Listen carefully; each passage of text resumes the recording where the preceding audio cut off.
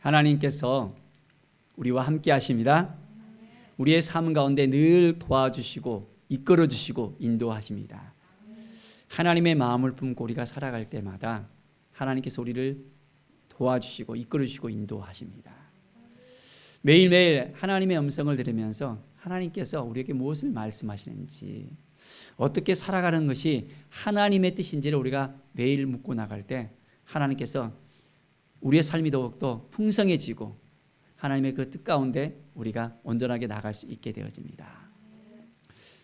오늘은 하나님께서 우리에게 포도원 비유를 통해서 우리에게 어떻게 하나님의 온전한 말씀 가운데 거할 수 있는지를 깨닫게 하십니다. 들을 수 있어야 되는데 듣지 못하면 참 어려운 가운데 있게 되집니다. 아무리 이야기해도 깨닫게 되면 좋은데 깨닫지 못하면 더 힘들어지거든요.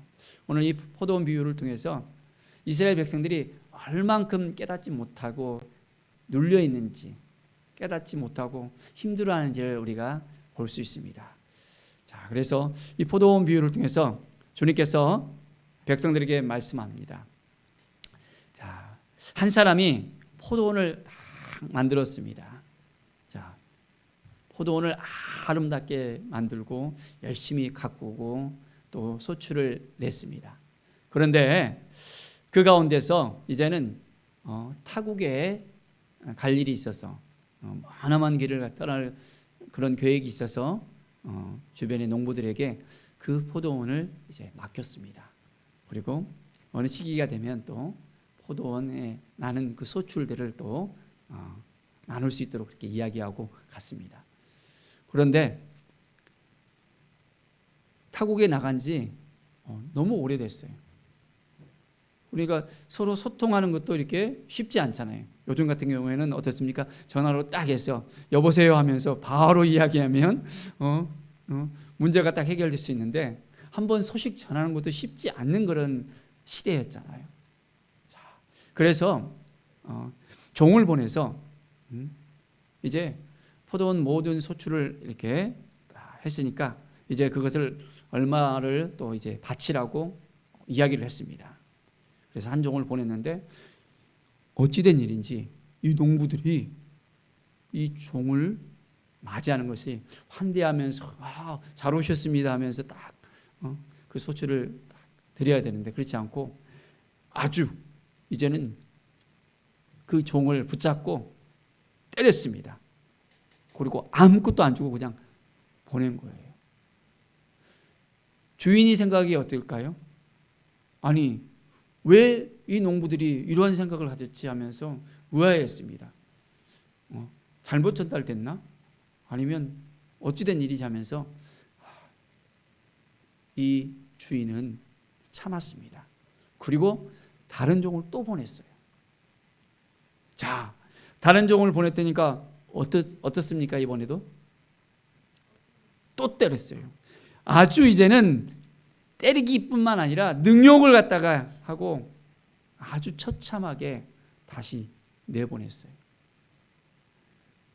이쯤 되면 주인이 화가 나갖고는 가서 완전히 이제 묵사발을 시킬 수 있었을 건데 또 참고 또 다른 종을 또 보냈어요.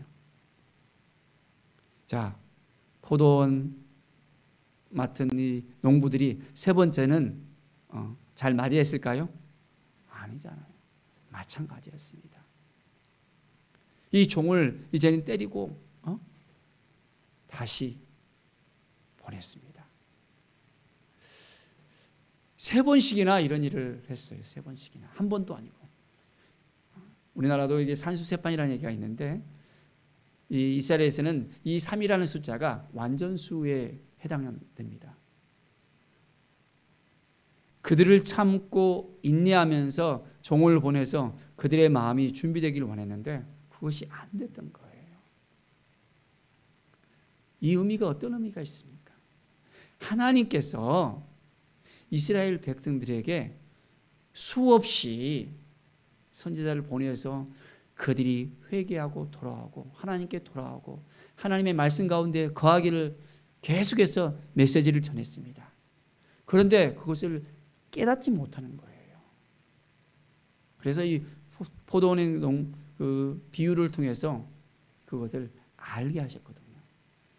어쩌면 이 이야기를 들은 이스라엘 백성들은 이제 그것을 감지하고 있었어요. 아, 우리가 하나님이 우리에게 보낸 그 많은 사람들의 그 메시지를 깨닫지 못하고 듣지 못했구나.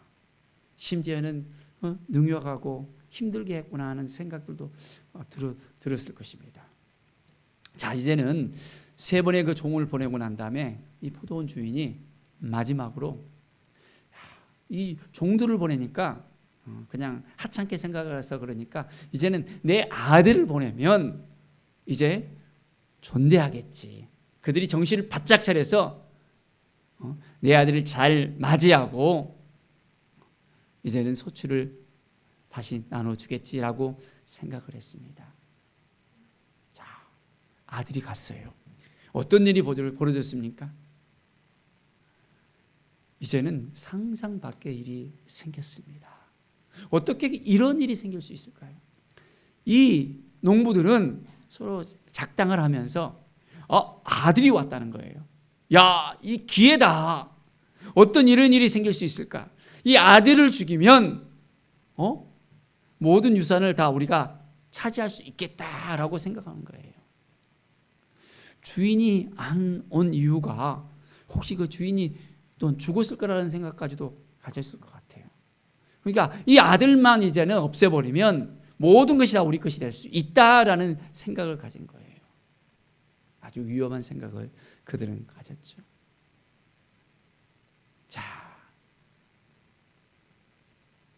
내쫓아서 완전히 이제는 감쪽같이 죽이고 뒤끝이 없도록 이렇게 아주 이제 완벽하게 해놨습니다. 자, 주인이 그것을 알까요, 모를까요? 포도원 주인이 이 사람들을 어떻게 하겠느냐라고 예수님께서 이들에게 물어봅니다. 와서 그 농부들을 진멸하고 포도원을 다른 사람에게 주리라라고 이제 포도원 주인은 말합니다. 이 이야기를 들은 이스라엘 백성들은 그러면 안 되는데요. 그러면 안 되는데요. 왜냐하면 그 이야기가 자기들의 이야기인 줄을 알기 때문에 하나님의 말씀을 듣지 않고 선지자들을 죽이고 또한 하나님의 말씀 가운데 거하지 못했기 때문에 그들의 마음은 찔림을 당했습니다. 그런데 주님께서는 말씀하십니다. 기록된 바 건축자들의 버린 돌이 모퉁이의 머릿돌이 되었느니라 라고 말씀합니다. 이 말씀은 시편 118편 22절의 말씀이에요. 자, 이 말씀을 이스라엘 백성들이 알고 있었을까요? 모르고 있었을까요? 너무나도 잘 아는 이야기예요. 여러분들 우리 속담을 갖다가 우리나라 속담들 여러분들 이야기하면 잘 아시잖아요. 이 시편에 나오는 내용들을 이스라엘 백성은 너무너무 잘 알고 있는 거예요. 그 말을 듣고 더 섬찟했을 것입니다. 건축자들의 버린 돌이 모퉁이의 머릿돌이 됐다는 거예요. 바로 그것을 그들은 마음속에 이제는 생각을 합니다. 그 이야기가 무슨 이야기입니까? 바로 하나님께서 그 아들 예수 그리스도를 보내시겠다는 것입니다. 버림바 되었습니다. 버림바. 유대인들이 이제는 예수님을 찢기고 상하게 하고 십자가에 못 박혀 죽이는 그 일이 생기게 되어집니다. 그것이 예언으로 되어졌고 또 예수님께서 세 차례나 내가 십자가에 못 박혀 죽는다는 얘기를 했었잖아요. 그리고 그 말이 이제는 그대로 이루어지는 순간이었습니다. 그런데 버린 그 돌이 뭐가 됩니까? 이제는 모퉁이의 머릿돌이 된다는 것입니다. 사랑하는 여러분, 하나님의 그 계획을 잘 알아야 됩니다. 그것을 깨닫지 못하면 더 힘들어지고 눌리게 되어야 된다는 걸 알아야 됩니다. 자, 이것을 깨닫지 못하고 이제는 믿지 못하고 알지 못하고 예수님을 핍박하고 고난 가운데 이제는 채찍질하고 십자가에 내몰잖아요. 어떤 일이 벌어졌습니까? 이스라엘이 완전히 패망의 길로 들었습니다. AD 70년에 어떤 일이 벌어졌습니까? 로마의 티투스 장군이 예루살렘에 쳐들어왔잖아요. 완전히 예루살렘은 쑥대밭이 되었습니다. 다 불사르고 돌 위에 돌 하나도 남지 않겠다는 그 말처럼 어떤 일이 벌어졌습니까? 성전에 있는 모든 걸 다 이제는 금들이 이제 불을 타니까 금들이 녹잖아요. 그러니까 그걸 캐기 위해서 벽들을 갖다가 돌들을 다 부셔버렸습니다. 자, 지금도 남아있는 것은 뭡니까? 통곡의 벽만 남아있잖아요. 그들은 지금 항상 통곡의 벽에 다 가서 그날을 기억하면서 그 앞에서 말씀을 읽고 또한 성인식도 하고 그것을 기억하면서 그들은 지내거든요. AD 70년에 망한 그 나라가 어떻게 됐습니까? 바로 회복이 됐습니까? 우리나라 같은 경우에는 일제 치하에 있을 때 35년간 치하에 있었잖아요. 그러면서 우리의 삶이 완전히 피폐됐잖아요. 그러죠? 네. 너무나도 힘들고 눌려있는 그 부분이었습니다. 민족문화를 말살해버리고 아직까지도 일제의 잔재가 남아있다고 이야기할 정도입니다. 그런데 AD 70년에 망한 그 나라가 언제 회복이 됐습니까? 1948년 8월 15일 날 무려 1900년이 넘은 다음에 회복이 됐잖아요. 디아스포라로 다 흩어져 버리고 이제는 뿔뿔이 흩어져서 그들은 고난의 그 시간을 가지면서 살았습니다. 하나님께서는 그들에게 약속한 그 땅을 다시 허락해 주시잖아요. 하나님은 그 약속을 이루시는 하나님이십니다. 하나님 앞에 온전하게 우리가 나아가서 하나님의 그 말씀을 붙잡고 온전하게 살아갈 수 있어야 됩니다. 그럴 때 하나님의 그 능력이, 하나님의 영광이 우리 가운데 임하게 되어집니다. 매일매일 삶 속에서 주님의 그 뜻이 무엇인지를 깨닫고 주님 앞에 온전히 나가는 우리의 삶이 될 수 있어야 됩니다. 사도행전 4장에 보면 사도 베드로가 이 말씀을 붙잡고 이제 그들에게 말씀을 전합니다. 이스라엘 백성들이 깨닫지 못하고 예수 그리스도를 죽였던 그 사건, 바로 이제 건축자들의 버린 돌이 모퉁이의 머릿돌이 되었느니라, 이 말씀을 전하면서 이제 그들에게 온전하게 다시 한번 회복되어 하나님 앞에 돌아오라고 이야기합니다. 다른 이로서는 구원을 받을 수 없나니 천하 사람 중에 구원을 받을 만한 다른 이름을 우리에게 주신 일이 없다라고 사도행전 4장 12절에 말씀하고 있습니다. 예수 그리스도를 통해서만 구원을 얻을 수 있다는 이 사실을 말씀하십니다. 사랑하는 여러분, 우리가 예수님을 잘 알아야 됩니다. 예수님을 인격적으로 만나야 됩니다. 예수님 앞에 나가야 됩니다. 우리가 말씀을 읽지만은 여전히 주님의 그 뜻을 깨닫지 못하고 우리 생각대로, 우리 마음대로, 우리 주장대로 생각하는 경우들이 많이 있습니다. 우리가 다 해놓고 하나님 앞에 나갑니다. 하나님이 하실 수 없도록 그냥 우리가 모든 일을 다 해버리는 것입니다. 사랑하는 여러분, 예수님께서 그 모든 일을 다 성취하셨습니다. 우리에게 구원을 주셨습니다. 모든 걸 다 내려놓고 주님을 바라보면서 우리가 나갈 수 있어야 됩니다. 주님의 뜻이 무엇인지를 깨닫고 온전하게 나갈 수 있어야 됩니다. 하나님 앞에 온전한 마음으로 나갈 수 있어야 돼요. 하나님께서 참고 또 참으시고 우리를 기다리시고 우리의 구원을 위해서 참아내시잖아요. 많은 영혼들을 구원하시기 위해서 하나님께서 기다리시고 또 기다리십니다. 이스라엘 백성들은 그것을 깨닫지 못하고 살아갑니다. 바로 그 모습이 우리의 모습일 수 있다는 것입니다. 참아내시고 기다렸을 때 이스라엘 백성들이 하나님을 온전히 받아들이고 감사함으로 나가야 되는데 원망과 불평과 그 모든 것 가운데서 하나님을 바라보지 않고 자기들의 생각 가운데 살아가는 것입니다. 끝까지 자기들의 주장을 피우고 하나님께서 보내시겠다는 그 메시아를 기다렸지만은 그들은 어떤 메시아를 갖다 원했습니까? 다윗과 같은 강력한 이제는 능력을 가진 권능을 가진 그런 사람을 원했습니다. 그런데 예수님께서는 어떻게 오셨습니까? 가장 낮은 곳으로 임했잖아요. 왕궁으로 온 것이 아니라 겸손하게 이제는 십자가를 향해서 나아가는 그 예수님을 그들은 이해할 수가 없었어요. 그런데 이미 구약의 예언의 말씀처럼 예수님은 그 길을 가야 됐고 모든 우리들의 그 죄를 짊어지기 위해서 십자가에서 피를 흘리셔야 됐다는 것을 우리가 알아야 됩니다. 구약의 사람들이 죄를 씻기 위해서는 뭘 대신했습니까? 피로 그것을 죄를 대신했잖아요. 피가 아니고서는 속죄가 되지를 못했습니다. 그렇기 때문에 매일매일 짐승들이 죽어나갔어요. 엄청난 짐승들이 죽어나갔습니다. 그런데 우리 예수 그리스도로 말미암아 단 한 번의 그 제사로 말미암아 우리 주님께서 피를 흘리시고 말미암아 우리는 온전한 회복이 되었고 치유가 됐고 구원을 받게 되었습니다.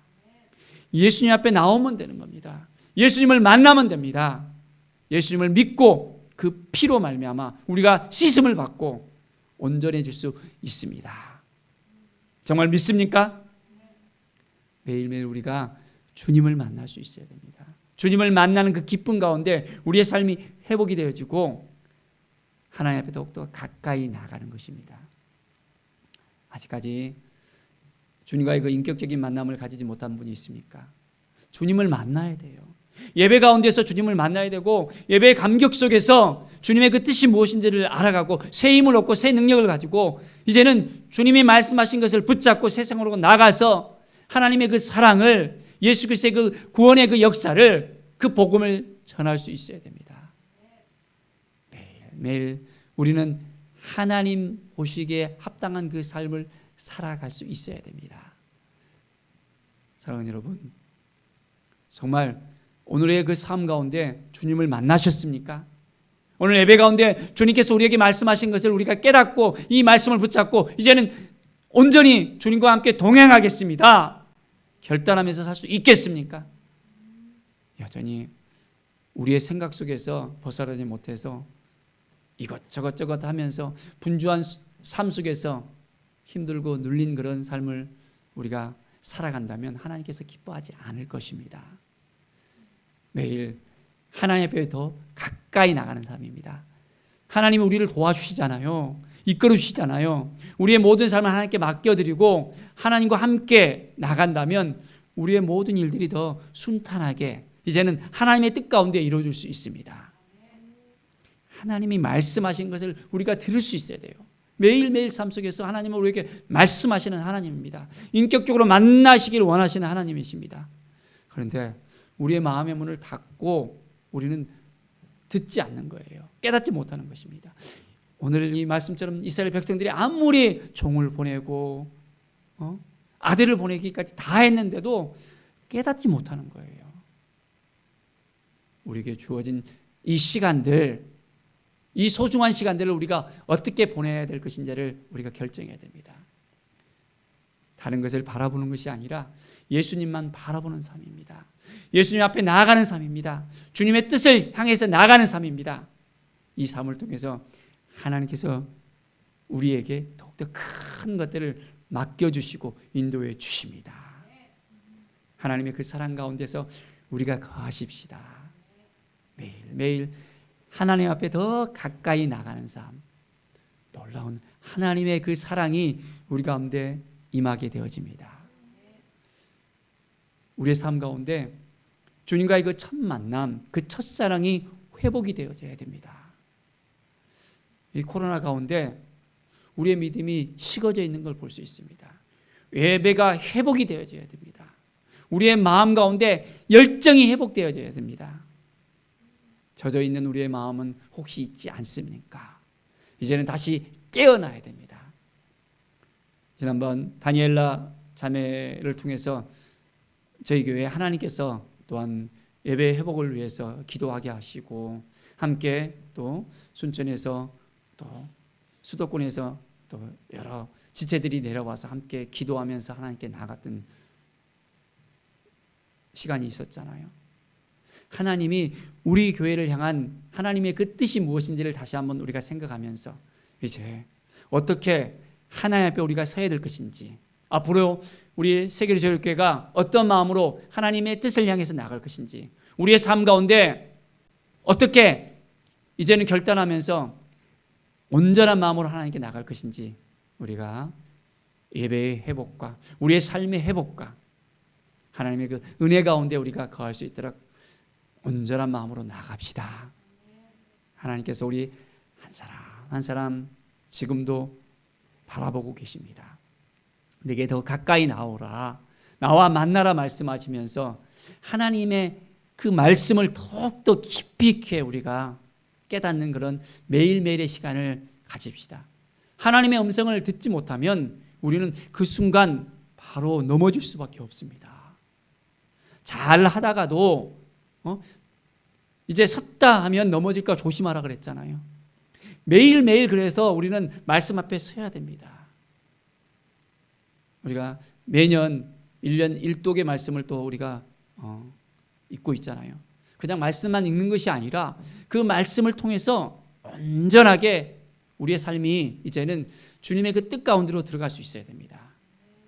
또 올해 같은 경우에는 하나님께서 저에게 이제 매일 한 장의 말씀을 묵상하면서 또한 예배 가운데 나아가고 그 말씀을 또한 이제 유튜브에다 녹화해서 지금 계속 올리고 있는데요.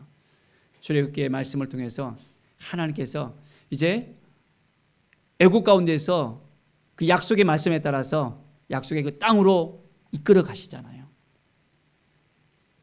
매일매일 우리는 말씀을 붙들고 약속의 말씀을 붙잡고 우리가 나가야 됩니다. 그러면 하나님께서는 그 약속에 따라서 이루어 주시는 분이에요. 성경에 보면 우리에게 약속하신 많은 말씀들이 있잖아요. 그 말씀을 우리가 붙들고 나아가면 됩니다. 우리에게 주신 하나의 편지입니다. 그 약속입니다. 창세기부터 요한계시록까지 우리가 이 말씀을 꼭꼭 씹고 정말 이 말씀이 나의 말씀이 되어서 내 삶 가운데 온전한 역사가 일어날 수 있도록 우리가 이 말씀을 붙들고 나가야 됩니다. 하나님의 말씀은 살아있다 했습니까? 하나님의 말씀을 살아서 우리의 홍과 골수까지 쪼개 찔러 이제는 우리의 삶을 온전히 이끄시는 하나님이십니다. 이 말씀이 우리에게 임하면 이 말씀이 살아 움직이는 것을 우리가 느낄 수 있습니다. 매일매일 말씀을 붙들고 우리가 나갑시다. 그래서 정말 하나님이 우리에게 그 아들을 보내주셨는데 이 아들을 우리가 어떻게 대접해야 될 것인지, 오늘 이스라엘 이 사람들처럼 이 아들을 죽이고 이제는 핍박하고 십자가를 향해서 내보는 이들을 볼 수 있는데, 우리가 온전하게 믿음으로 살지 못하면 우리가 예수님을 다시 십자가에 못 박히는 것과 똑같습니다. 예수 그리스도의 그 피가 날마다 우리의 삶을 변화시킬 수 있도록 이제는 온전히 주님의 말씀 가운데 우리가 거하며 주님의 뜻 가운데 거하며 주님의 사랑 가운데 거하며 매일매일 더 가까이 하나님 앞에 나아가는 우리의 삶이 되어지길 바랍니다. 하나님이 우리를 정말로 사랑하십니다. 그 믿음 가지고 나가십시다. 매일매일 말씀을 붙들고 나가면 여러분에게 놀라운 일들이 생기게 되어집니다. 인격적으로 우리 주님을 만나며 매일매일 말씀 속에서 새롭게 되어지는 이 경험을 우리가 날마다 가집시다. 하나님이 우리를 향한 그 계획하심을 우리가 생각하면서 그렇습니다. 주님, 오늘을 살아가면서 내가 힘들고 눌리고 어려운 일들이 있지만은 여전히 주님만 바라보겠습니다. 주님 앞에 더욱더 가까이 나가겠습니다.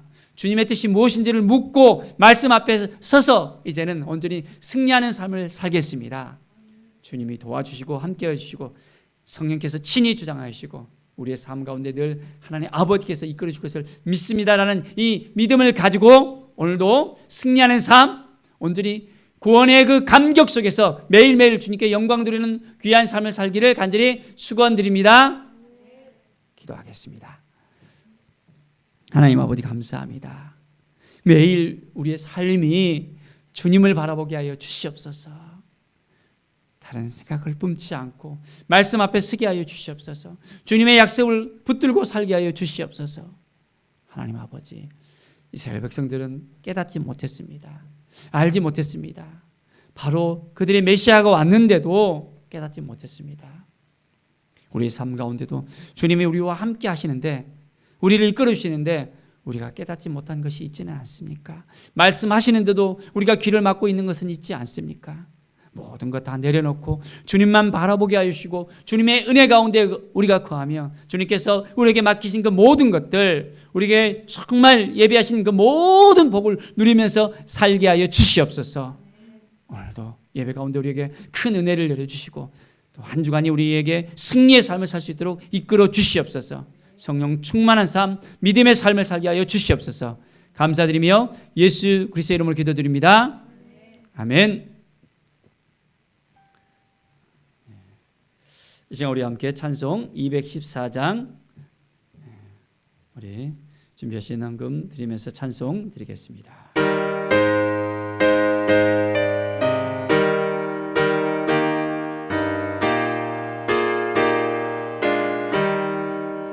나